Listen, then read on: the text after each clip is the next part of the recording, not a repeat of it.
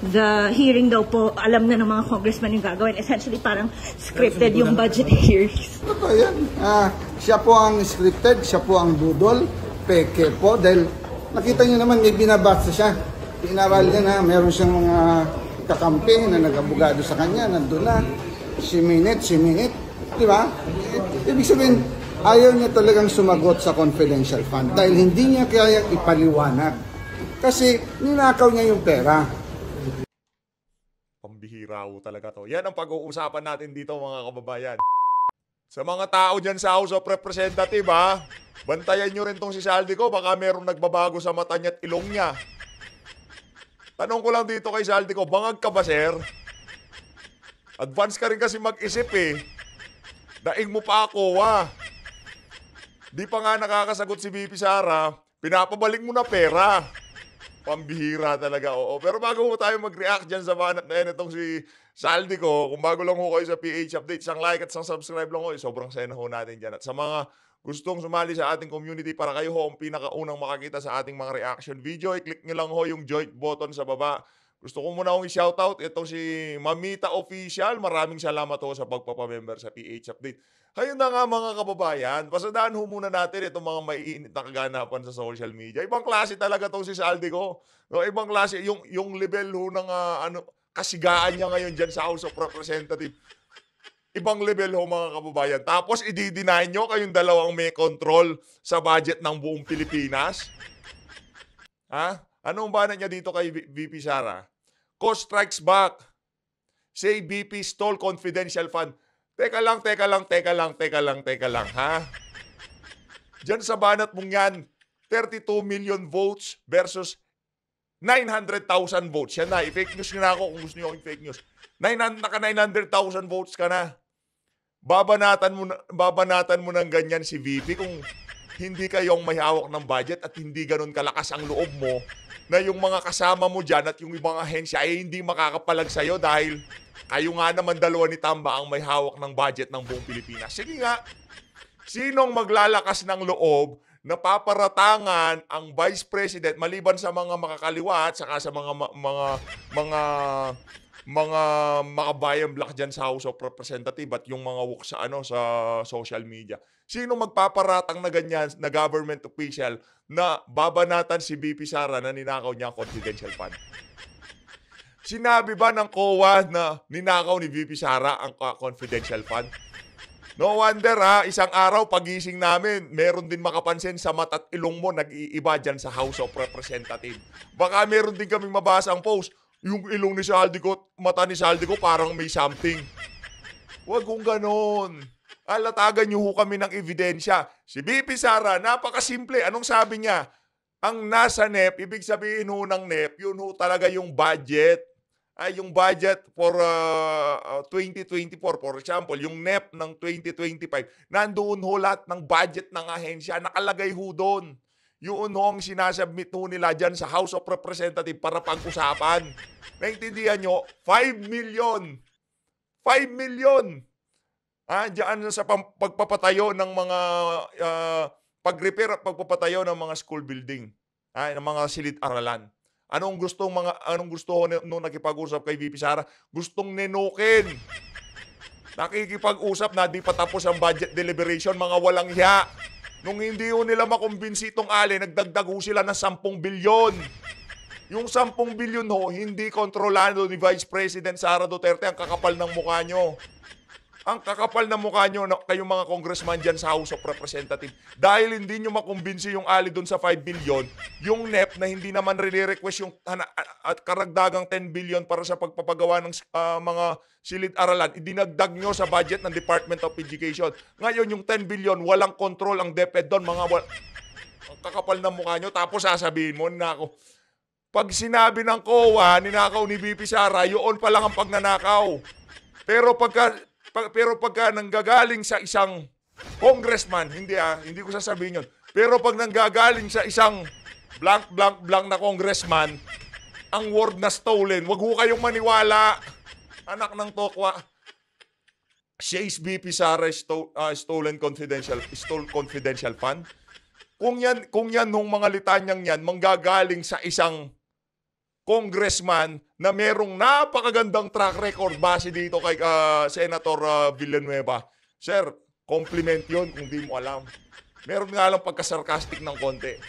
Puntahan nyo yung video nitong si Joel Villanueva. Ha? Ang dami hong magagandang review. Ang dami hong magagandang tinura nitong si Senator Joel Villanueva dito sa nagsasabi kay VP Sara na ninakaw daw ho niya yung confidential fund. Ano ka? Congressman ka na? Kuha ka pa? Langya ka? Wag hong ganun. Wag nyo ho kaming paandaran ng ganyan, okay? Ito, baka sabihin, yung Philippine Star, ganyan lang naman talaga yan. Isa lang naman sa mga ano yan, panggulo sa Pilipinas, wala nang ginawang matino yung Wait lang. Punta tayo dito sa mga kaibigan ng Philstar. O, edi punta ho tayo dito sa ABS. Ayan. Habang naglalakad ho itong si Saldico, siyempre tatanungin ho yan. Walking with question and answer. Yung Howie Boys niya, di nakaporma eh. Ito bibigyan ko na ho kayo ng heads up. Halos hindi makasagot dyan itong si Saldico. Yung tipong lalakad siya, hindi mo alam kung sasagot ba siya o Sir, relax ka lang Relax ka lang. Kung pinaplano nyong kasama yan sa script nyo, just sa plan nyo, just stick to the plan, na papalabasin na ninakaw ni Bibi Sara yung confidential fund. Kasi masusunog kayo dyan, sa totoo lang. Pagka umabot yung punto na, sige, ilabas na natin kung saan natin ginasta yung confidential fund. Ipapaliwanag, kaso sasabihin nyo, hindi justifiable yung ano na yan, mga paggastos na yan. Confidential fund nga Confidential fund, ginagamit yon para mapabilis ang trabaho, mga anga, kasi kayo wala kayo noon, kasi hindi kayo tuloy nyo, hindi kayo, si VP Sara may confidential fund kasi nagtatrabaho, maraming ginagawa, maraming kalaban. Mga makakaliwang grupo, drogista, linalayo niya yung ating mga anak sa illegal na droga. At saka sa pagre-recruit ng mga makakaliwang grupo. Nililinaw ko lang ho sa inyo mga kababayan yun ho ang gamit ng confidential fund. Mailayo sa pang-aabuso ng mga kabataan, sa illegal na droga, at sa pangre-recruit ng mga kaibigan nitong si Franz Castro. Malinaw. Kaya meron ho siyang confidential fund kasi yung utak niya sobrang galing. Ibig sabihin itong mga buhaya na to, kaya walang confidential fund dahil mga tuloy nyo ho. Balat sibuyas yan di ba? Ang paliwanag nyo, bakit nyo kailangan magdagdag ng 10 billion sa budget ng DepEd, gayong rene-request lang na pang-repair at paggawa ng classroom, 5 billion. Mga walang iya kayo. Yun ang ipaliwanag nyo, yun hindi nyo sinasagot yun kasi may problema yon. Ibig sabihin, kayong dalawa ni Tambaluslos at ikaw Saldico may control talaga ng budget ng sambayan ng Pilipino. Imagine, Comelec, hindi man nagre-request ng, magkano ba yun, 10 billion ba yun or what? Basta, nasa ganon, billion-billion din ang pinag-uusapan dyan. Hindi naman nag-request ang DepEd. Gulat sila, ba't merong ganyan? Pang People's Initiative pa lang anak ng Petrang Garabata. Mga tangang to, kala siguro maiisa ang taong bayan. Ito, mga kababayan, pakinggan nyo itong ambush interview dito kay Saldico. Galingan mo, sir. Galingan mo. Last shot mo na yan. Sabihin ko sa'yo, maling tao kinakalaban mo. Kung noon panahon ni dating Pangulong Rodrigo Duterte, hindi nakalkal ang mga kabulukan mo at hindi na-emphasize sa buong sambayan ng Pilipino, relax ka lang, sir. Si Senator Joel Villanueva, opening salvo pa lang ho yan. Pero wag kang mag-alala. Hindi ako magre-react doon sa mga sinabi niya. Baka masama ako sa demanda, mahirap na. Eto mga kababayan, pakinggan natin itong si Saldico. Sige, sir. Sir! Okay. Sige, sir. Yun lang, sir. Sinasabi po ni VP Sara na even before the hearing daw po, alam na ng mga congressman yung gagawin. Essentially, parang scripted yung budget hearings. Grabe naman tong itong reporter na to. Tanong mo na, tawa mo pa. Ibig sabihin na pagdinig pa lang nitong si Saldico doon sa tanong mo, bataan ko to tinatawanan niya yung scripted yung budget hearing. Ibig sabihin, naniniwala ito na walang script. Tuloy. Ano yan? Scripted daw po yung budget hearings. Nahihirapan sumagot. Bakit? Walang script? Kailangan mo ba ng script? Bigyan kita. Gusto mo? Hindi mo kaya? Kung di mo kaya, hindi magpahinga ka. Hindi po totoo yan. Siya po ang scripted, siya po ang budol, peke po, dahil nakita Paanong budol, paanong scripted, paanong peke, 32 million ang nakuwang boto niyan. Ikaw ilan ba? Binibigay ko na nga, dinadagdagan ko na 900,000. Mga nabudol na Bicolano. Ako Bicol eh. Uy, mga Bicolano, iboboto nyo pa ba itong mama na to? Kasi walang bobotong, mga Bisaya o Ilocano, walang bobotong ganun dyan sa mama na yan. Mga Bicolano lang maboboto dyan. Para dun sa mga taga-suporta na Duterte na Bicolano, kung meron man sa pamilya nyo, kung akala nila rinirepresenta ng mama na yan, yung mga Bicolano, bahala ho kayo. Tuloy. nakita niyo naman may binabasa siya. Pinaral niya na meron siyang mga kakampi. Kailangan ho, kasi kung di nyo ho nalalaman, sir, kailangan hong magbasa ni VP Sara. Kasi abogado yan, kailangan detalyado. Kailangan nilalatag ho ang ebidensya. Di naman ho kagaya ng ibang mga madadaldal dyan sa House of Representatives. Kesyo ninakaw daw. Wala naman linalatag na ang tawag dito, na ebidensya. Siguro sabi ni Tamba, sige mag-all out ka na dyan. Banatan mo na. Na nag-abogado sa kanya, nandun na. Si minute. Di ba? Teka, ano nagkampi? Nag-abogado sa kanya. Teka lang, saldi ko ha. Huwag mo kaming lokohin. Huwag mo kaming linlangin. Ano nag-abogado sa kanya? Pinagtulong-tulungan nyo yung ale. Di lang kayo umubra. Anong... Ay, nako. Ayos ka. Nako. Wag ganyan. Pangit yan. Ayaw niya talagang sumagot sa confidential fund dahil hindi niya kaya ipaliwanag. Kasi ninakaw niya yung pera. Kasi hindi naman yung budget deliberation dyan sa committee mo ang perfect forum para sagutin niya yung mga tanong nyo. Mga kababayan, wag ho kayong magpadisib ha. Hindi ho korte yun. Hindi ho korte na kailangang sumagot ni VP Sara doon sa committee na yon, okay? Ginagawa lang ho nilang korte para kumbaga maging trial by publicity. Ito tatanungin namin si VP. Pagka hindi ka nakasagot dito, sambayan ng Pilipino, magsinuod kayo. Tatanungin natin si VP sa confidential fund. Which is mali, hindi yun ang forum para doon sa mga ganong klaseng katanungan. Yun ang gumagawa nun, ang COA. Nagpapaliwanag si VP Sara sa COA. Ang tanong, bakit hindi kailangang magpaliwanag dyan sa House of Representatives? Dahil mga politiko kayo at pupolitikahin nyo lahat ng tanong na ibabato nyo kay VP Sara. Punta tayo doon sa balanse, kumbaga makakakuha ng parehas na tanong at makakasagot ng akma itong si VP Sara, which is ang COA. Sa inyo hindi naman. Tatanggapin nyo pa, for example, sinabi ni VP Sara, doon sa 125 million, for example lang to, halimbawa lang hindi ito ang paggasta niya doon sa, yung 5 billion, ginamit ko para sa mga sa intelligence ng mga makakaliwang grupo na nagre-recruit sa mga kabataan. Pinabantayan ko ang mga ganito yung binayad ko sa mga tao. Tatanggapin nyo ba yon? Sasabihin nyo, meron namang NTFL ka, meron namang ganitong ahensya, bakit di nyo na lang kayo nagpatulong sa kanila? Proseso nga yun. Ang gamit nga ng confidential fund para ma-shortcut lahat ng bagay, mapabilis. Yung birokrasya kasi mabagal. Sa bagay, wala naman kasi kayo kaya hindi nyo maintindihan, no? Tuloy. Ang tanong dyan, isauli niya dapat yung pera. Hindi pa final. Hindi totoo yan na hindi pa final. Dahil ilang beses niya na sinagot. In fact, ang 3 beses yan sinagot niya ng audit observation. Ninakaw niya ang pera, tapos ang tanong niyan, dapat isauli niya ang pera. Aba, magaling talaga itong mama na to. Memo, dahil yung unang audit ngayon naman, hindi pa final. Ano ba talaga, boy? observation memo, yung pagkakaalam namin na medyo fully disallowed yun. Pero na inayos niya yung dokumento. So, kalahati lang yung kanyang, kalahati na lang yung naayos niya. Okay. Sir, ano mangyayari sa budget ng OVP ngayon? After yesterday's... Pagod na pagod ka na, sir. Nakalimang hakbang ka pa lang, ha. Wala kang exercise siguro. Buti pa, imbis na atupagin mo si VP Sara, kayong dalawa ni Jude Asidre, mag-jogging kayo. Tigilan nyo kakakain ng baboy. Tigilan nyo kakasipsip sa taba ng baboy.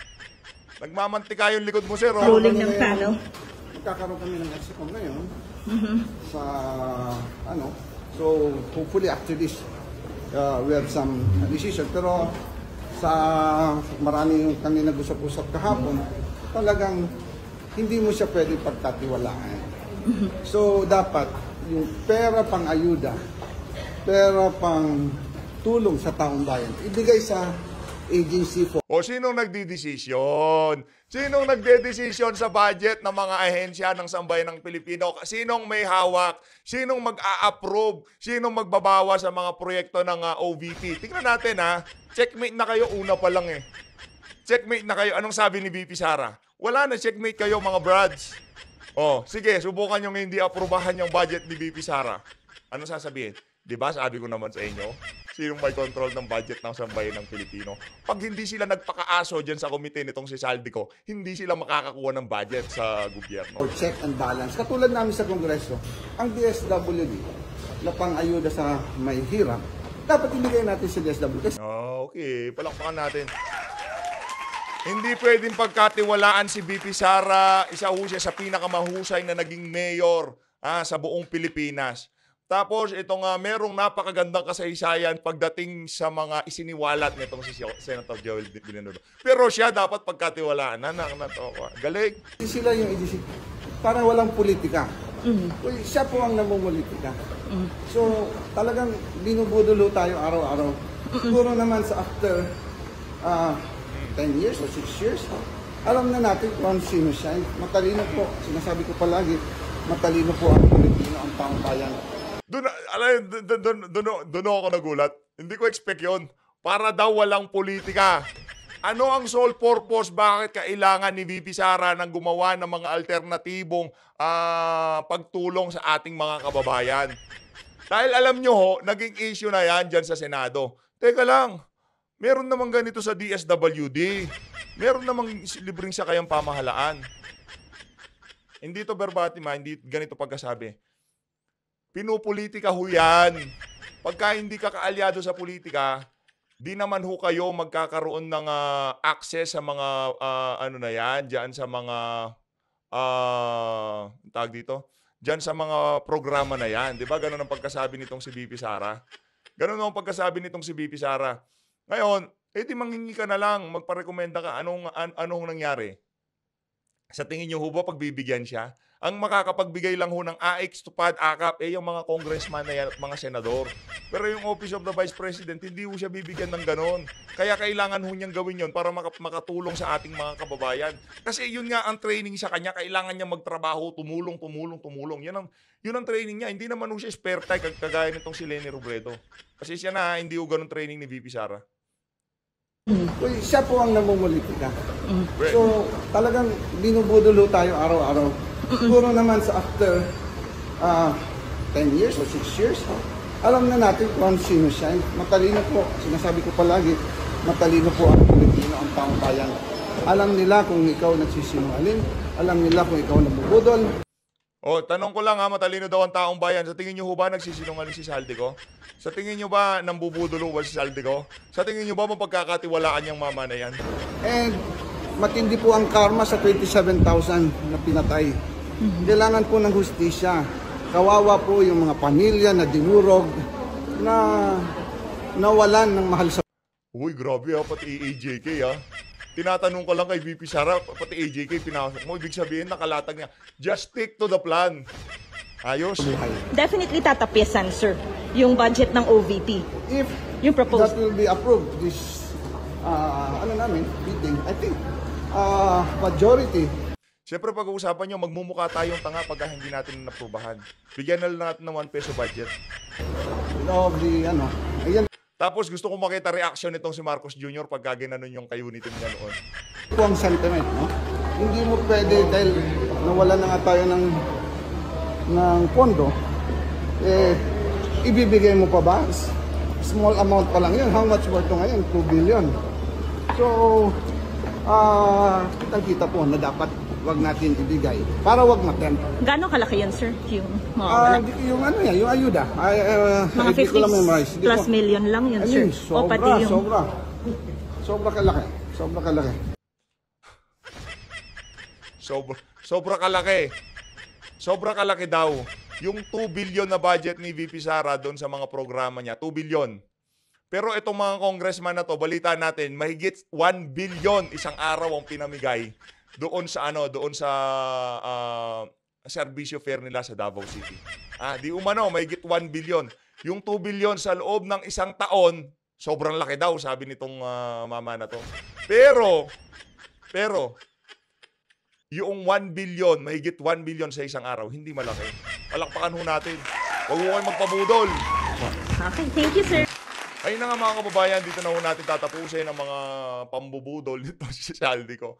Ngayon naman, pakinggan ho natin itong si dating Presidential Legal Counsel, Secretary Salvador Panelo, no? Kung ano mga punto de vista niya dito. Ito, mga kababayan, malupit ho to. Si VP Sara talaga ang target. Ito. Tuloy, game. Ng Kongreso na talagang ang may control dyan, palaging ang Speaker at yung Chairman ng House on Appropriations. Yan na talaga yan. Wala nang magagawa.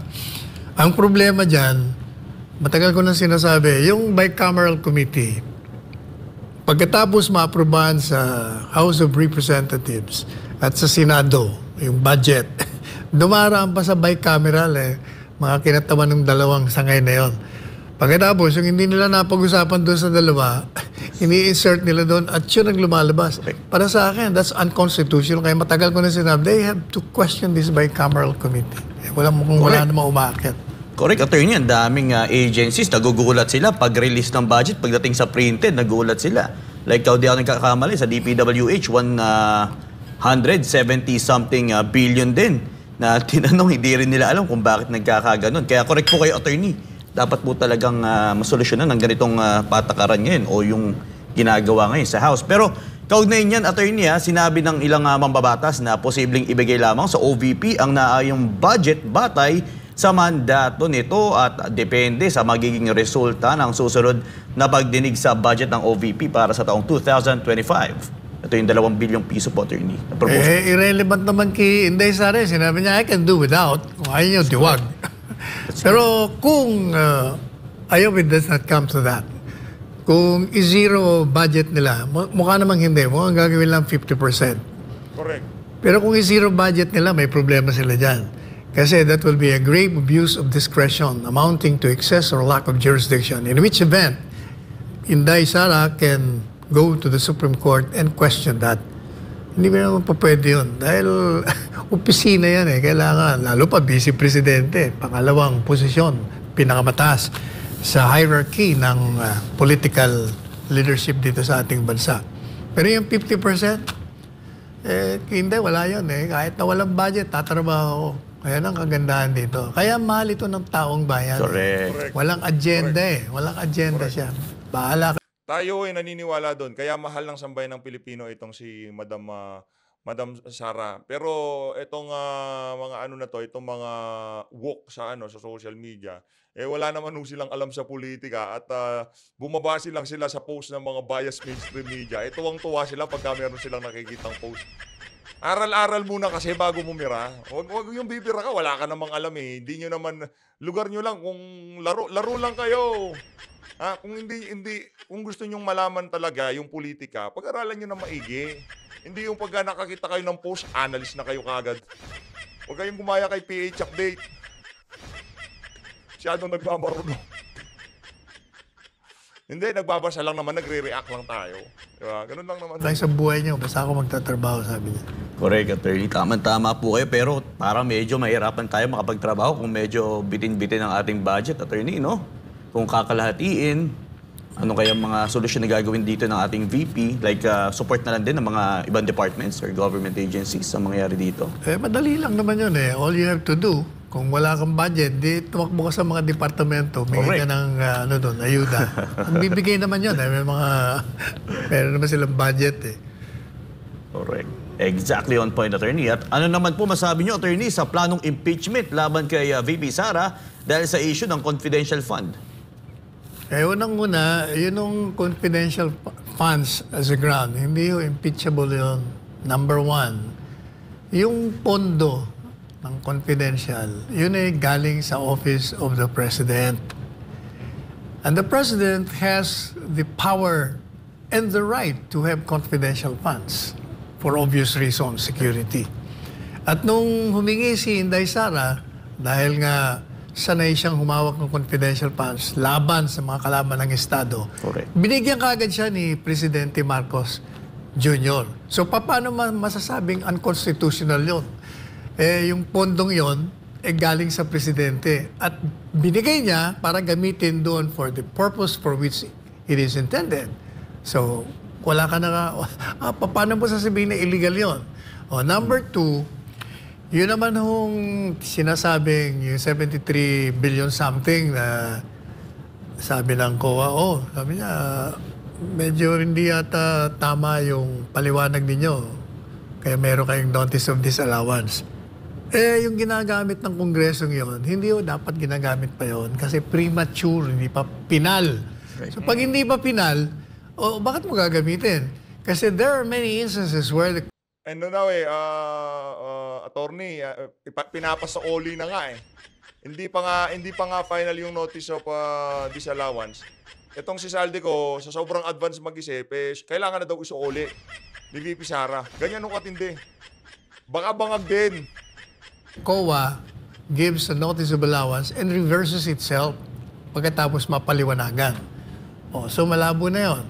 Pangatlo, merong pending sa hukuman, Supreme Court, on the question of the legality of the confidential funds. Kaya dapat talaga hindi nila pinag-uusapan yon. Maliban pa sa pinag-usapan na nila nung dalawang hearing sa nakaraan, in fact, they decided na huwag nagbigyan siya ng confidential funds. Talagang pinopolitika lang siya. Yun ang maliwanag doon. Correct. Napakalino, Attorney. Kaya yan, Franz Castro, napakalino ng advice ni Attorney Salpanelo. Makinig ka ng mabuti para hindi ka magkamali sa tuwing may budget hearing dyan. Ay no, mahirap dito, Attorney. Talagang napakalino. Pamumuliti ka talaga to. Alam naman natin, nakalaban ng Estado, itong sila Franz Castro, na yun yung masaklap, nakipagkunay ibang ating pamahalaan. Pero sa ibang usapin naman, Attorney, ito po, patungkol naman sa ating foreign direct investment. Ito, kung ang Kamara, sa ibang usapin, iniulat ng Bangko Sentral ng Pilipinas na bumagsak ang net foreign direct investment ng bansa nitong Hunyo sa $394 million mula sa $555 million noong nakaraang taon. Mas mababa rin ito, Attorney Sal, sa $510 million na naitala noong buwan ng Mayo. Pinakamababa rin ito, Attorney, mula sa nang maitala ang 314 million FDI noong April 2020 kung saan kasagsagan ng COVID-19 pandemic. Ano po nakikita ninyo dahilan, Attorney, kung bakit ganito patuloy yung pagbagsak po ng banyagang nais mamuhunan sa... Sino ba namang nasa katinoan na pupunta sa Pilipinas? Nakikita naman nila Presidente bangag. Very unstable ang pamahalaan. Walang ginawa kundi mamulitik at mangurakot itong mga buhaya na to. Di pa natin alam kung gegera tayo o di ba? Ating bansa. Unang-una, hindi nakataka-taka na nawawala yung mga investments. Kasi nga, alam nyo ang investor ng isang ibang bansa, dayuhan, ang unang tinitingnan dyan ay yung peace and order. Correct. That's one. Correct. Number 2, tinitingnan dyan yung infrastructure. Number 3, tinitingnan dyan yung stability, political instability. Ay yung tatlong yun, nakikita nila, medyo may problema tayo sa peace and order. Nagbali ka na uli. Yung crime rate, umakyat na. Yung drugs, nandyan na naman. May resurgent. Pagkatapos, itong infrastructure, nakikita naman natin. Ito mo yung nangyari sa floods. Yes, correct. Paano ka mag-i-invest ka rito, pupunta ka sa lugar, tapos babahayin yung buong lugar mo. Kaya hindi yung katakatakan na nag-aalisan, yung nandito na umaalis. At yung mga gusto, di ba sinasabi nila, because of the travel trips, maraming mga sabi mag-i-invest sila. Pero pag nakikita nila, walang nangyayari. Maliban pa sa yung red tape ng gobyerno, hindi naman na gagawa ng paraan yan. Yun ang inireklamo ever since. Ang ako'y nandiyan pa sa gobyerno. Yun ang sinasabi ng ambassador ng China. Ang hirap mag-invest sa inyo. Napakahirap. ang red tape nyo. O biro nyo yun. Kaya talaga hindi ako nagtataka kung bakit ganyan ang kalakaran sa foreign investments. Correct, attorney, kasi nung nakaraan, Kawawa ang mga Pilipino dito sa mga nangyayari na to. Maraming salamat to sa pag-support sa PH Update. Dito na una tatapusin ang ating reaction video. Kung di nyo pa napanood itong video na to, click nyo na. Maraming salamat. Mag-ingat po kayo lahat. Halin natin Pilipinas.